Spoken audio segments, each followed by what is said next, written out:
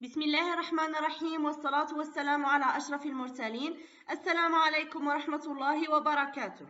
Dans cette vidéo, je vais vous présenter une partie d'un cours du chapitre 3 intitulé Modélisation d'un système d'information. Alors, comme vous le savez déjà, avant de procéder à la phase d'implémentation, il est essentiel de passer par la phase de modélisation. La modélisation d'un système d'information est une étape cruciale dans le développement de bases de données car elle permet de structurer et d'organiser les informations de manière cohérente et efficace.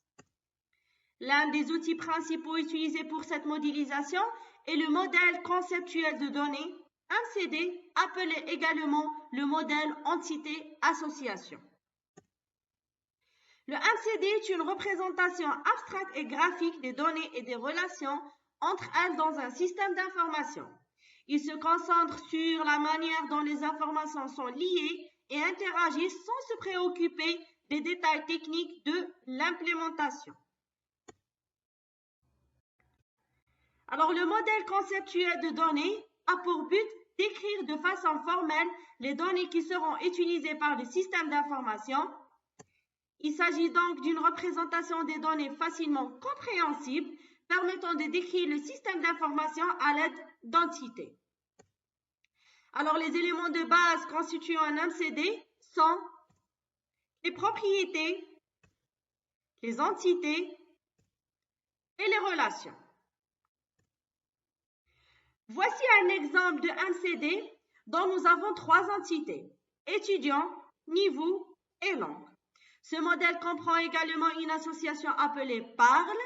Chaque entité possède ses propres propriétés et l'association parle relie les entités étudiant, langue et niveau. Passons maintenant à la définition de la propriété. La propriété est une information élémentaire conforme au choix de gestion de l'entreprise. Les propriétés sont les informations de base de système d'information. Citons quelques exemples de propriétés, référence d'un produit, adresse d'un client, quantité vendue d'un produit, le nom d'un client, ainsi de suite. Les propriétés ont des types spécifiques, elles peuvent être numériques, de type date ou avoir une longueur définie. Par exemple, la propriété nom est de type alphabétique avec une longueur maximale de 50 caractères. C'est-à-dire, dans notre système, nous ne pouvons pas trouver un nom dont sa taille dépasse les 50 caractères. Pour les entités, une entité est une unité de base pour structurer et organiser les données, permettant de modéliser des éléments importants du système d'information. Par exemple, les clients sont définis par certaines propriétés comme le numéro, le nom, le prénom, ainsi de suite. Le fait de les regrouper amène naturellement à créer une entité client. Alors, le symbolisme retenu est le suivant. Donc, voici la modélisation de l'entité client qui a comme propriété numéro, nom, prénom, adresse, code postal et vie. Passons maintenant à l'identifiant. Alors, une des propriétés de l'entité a un rôle bien précis. C'est l'identifiant, nommé également la clé. L'identifiant permet de connaître de façon sûre et unique l'ensemble des propriétés qui participent à l'entité. Par exemple, le fait de connaître la ville d'un client permet-il de connaître son nom? La réponse est non. Il faut donc trouver ou inventer une propriété qui, lorsque sa valeur est connue, permet la connaissance de l'ensemble des valeurs qui se rattachent de façon formelle. Ainsi, lorsque le numéro de client est connu, son nom, son prénom et toutes les valeurs des autres propriétés qui se rattachent sont connues de façon sûre et unique. Au niveau du formalisme, cette propriété se souligne. Alors, voici le schéma modifié de l'entité client. Alors, dans un modèle entité-association, chaque entité possède un nom, un identifiant souligné et des propriétés. Alors, l'identifiant, il est unique. C'est-à-dire, nous ne pouvons pas trouver dans notre système deux enregistrements ou bien deux clients qui possèdent le même numéro. Nous pouvons trouver deux clients qui possèdent le même nom, même le même prénom, mais le même numéro, c'est faux parce que le numéro, c'est une clé, c'est un identifiant et l'identifiant de nos modèles conceptuels de données, il est unique. Pour les relations ou les associations, alors les entités sont souvent liées entre elles en utilisant des relations. Par exemple, un client peut commander des articles. Si nous analysons cette phrase, on distingue deux entités, client et article, et un verbe commander qui indique un lien entre client et article. Alors voici la modélisation de cette situation. Nous avons deux entités, client, article. Chaque entité possède un identifiant, bien sûr souligné, ainsi que d'autres propriétés. La relation commandée relie ces deux entités. Passons maintenant aux cardinalités. Alors, les cardinalités expriment le nombre de fois où l'occurrence d'une entité participe aux occurrences de la relation. Dans notre exemple, on peut se poser les questions suivantes.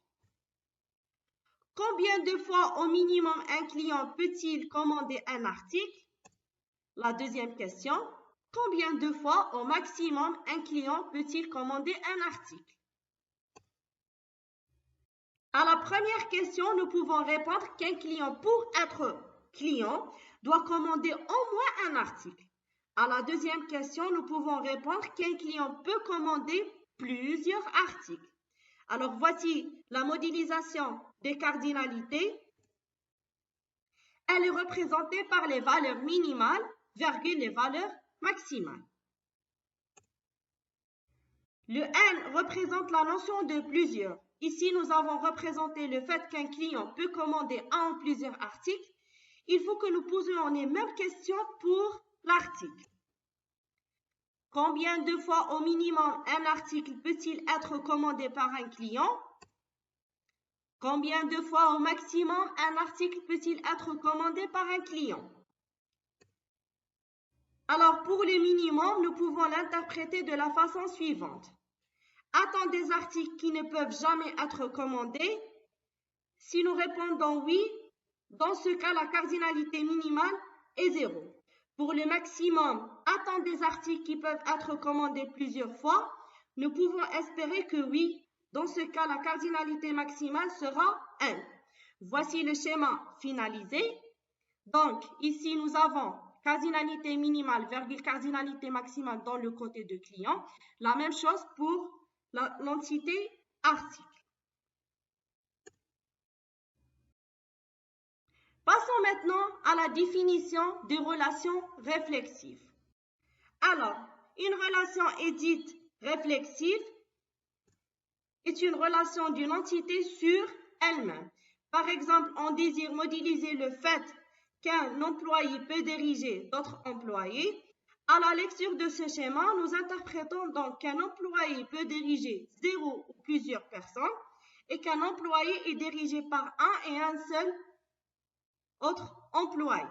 D'accord? Donc ça, c'est une relation réflexive, c'est-à-dire c'est une relation d'une entité sur elle-même. Finalement, voici quelques règles d'usage. Alors, toute entité doit comporter un identifiant souligné, bien sûr. Toutes les propriétés de l'entité dépendent fonctionnellement de l'identifiant, c'est-à-dire que connaissant la valeur de l'identifiant, nous connaissons de façon sûre et unique la valeur des propriétés associées.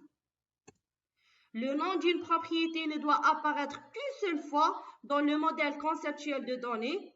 Si nous établissons une entité client et une entité nommée fournisseur, nous ne devons pas retrouver la propriété nom dans les deux entités. Les propriétés résultant d'un calcul ne doivent pas apparaître dans le modèle conceptuel de données. Finalement, je vous remercie pour votre attention et si vous avez des questions, n'hésitez pas à les poser dans les commentaires de cette vidéo. Merci.